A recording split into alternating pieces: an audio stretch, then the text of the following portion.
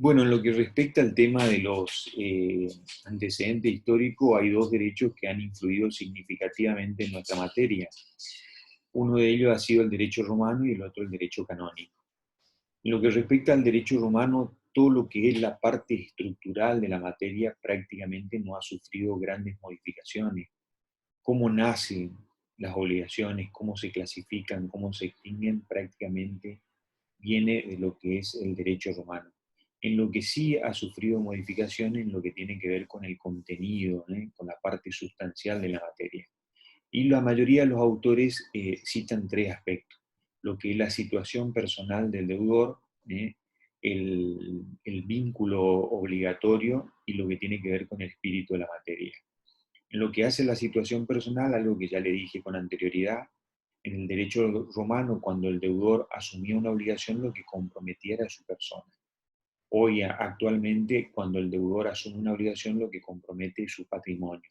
Inclusive también, como le dije con anterioridad, un patrimonio limitado, porque ahí viene que están excluidos de lo que es la garantía colectiva, es decir, son bienes inembargables. Después, lo que hace la concepción del vínculo obligatorio, es decir, en el derecho romano al acreedor lo que le interesaba era que cumpla el deudor. Entonces no permitía la indeterminación de los sujetos tenían que estar perfectamente determinados al constituirse la obligación.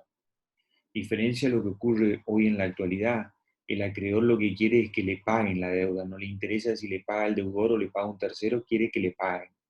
Entonces la situación es totalmente distinta, se puede actuar a través de representantes, se puede estipular a favor de terceros, los sujetos pueden estar indeterminados inicialmente, es decir, la concepción del vínculo es una concepción totalmente distinta.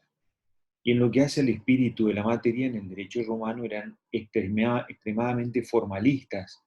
Entonces, ellos, el principio de la autonomía de la voluntad tenía que cumplirse las rajatablas, es decir, las partes eran libres para celebrar el contrato, para determinar las cláusulas, pero una vez que suscribían ese contrato, el contrato era ley para las partes.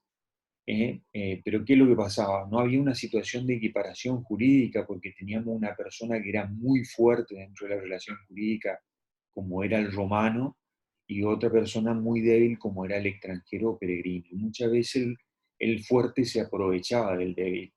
Entonces, en ese caso, la autonomía de la voluntad generaba enormes incumplimientos, digamos, por parte del deudor. Situación que ha cambiado de manera significativa, porque si bien hoy sigue rigiendo el principio de la autonomía de la voluntad, tiene un límite, y el límite es el orden público. Y el que tiene que velar por el orden público es el Estado.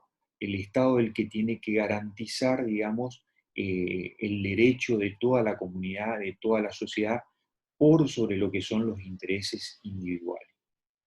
Otro derecho que ha tenido significativa importancia en nuestra materia es el derecho canónico. Los canonistas se apartaron de lo que es la cuestión estrictamente formal, para ello lo importante era el consentimiento, la causa. Entonces aparecen institutos muy importantes vinculados a lo que era el consentimiento, la causa. Surge el influjo de lo que es la moral cristiana y entonces aparece un principio hoy fundamental para el derecho incorporado dentro de lo que es el título preliminar como un principio general del derecho, como el principio de la buena fe. También prohibía la usura, el respeto de la palabra empeñada, aparece lo que es la teoría de la imprevisión, es decir, un montón de institutos vinculados estrechamente o directamente con lo que tiene que ver con el consentimiento. Lo que respecta al tema de la naturaleza jurídica lo que trata de hacer es desentrañar la esencia de la materia, es decir, determinar el objeto, su contenido y a su vez qué disposiciones normativas le vamos a aplicar. Históricamente habían dos teorías que discutían sobre la naturaleza jurídica de las obligaciones vinculada directamente con lo que vimos en los antecedentes históricos. Por un lado, las teorías subjetivas que ponían el acento, trataban de determinar la naturaleza jurídica de la obligación a través de lo que era el sometimiento de la persona al deudor hacia el acreedor, donde su máximo exponente era Savigny, y las teorías objetivas, donde ponen ya el acento no en la cuestión personal, sino en el patrimonio. Dentro de las teorías objetivas, la teoría que mejor desentraña la naturaleza jurídica de la obligación es, sin lugar a duda, la teoría del débito y la responsabilidad. ¿Eh? Esta teoría del débito y la responsabilidad es una teoría que surge en Alemania, por eso también se la conoce con el nombre de Huston y Schur, pero es una teoría que su máximo exponente italiano, que es Paccioni. Y él, ¿qué es lo que decía Paccioni? Que la relación jurídica obligacional es una relación jurídica compleja, compuesta de dos elementos que son el débito o deuda y la garantía de la responsabilidad, que son dos elementos que pueden aparecer al mismo tiempo, pero también pueden aparecer de manera separada. Y Paccioni explicaba esos dos momentos. Y él decía, el estado de débito o deuda es un estado en el que el deudor, primero, es un estado que comienza al momento de contraerse la obligación y termina con el cumplimiento voluntario de la misma.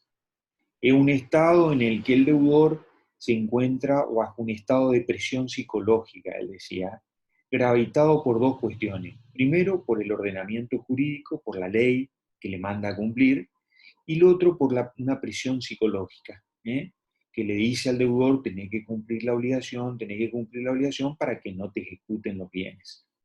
Durante este periodo, el acreedor no puede ejecutar la obligación, él tiene que esperar hasta el vencimiento de la misma. Entonces el acreedor lo único que tiene es un control de gestión. Es decir, si él, por ejemplo, verifica que el deudor está haciendo un vaciamiento de su patrimonio, lo que puede pedir son medidas cautelares, pero no puede ejecutar. Recién el otro elemento aparece a raíz del incumplimiento, y ahí aparece la garantía y la responsabilidad, que es lo que Paccioni llamaba poder de agresión patrimonial. Y ahí es donde el acreedor se vale de todos los medios que le da la ley para lograr el cumplimiento compulsivo de esa obligación.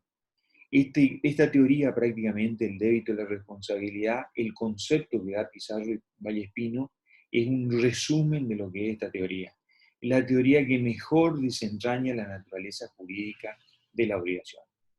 La crítica es prácticamente la misma tanto en el derecho comparado como en nuestro derecho.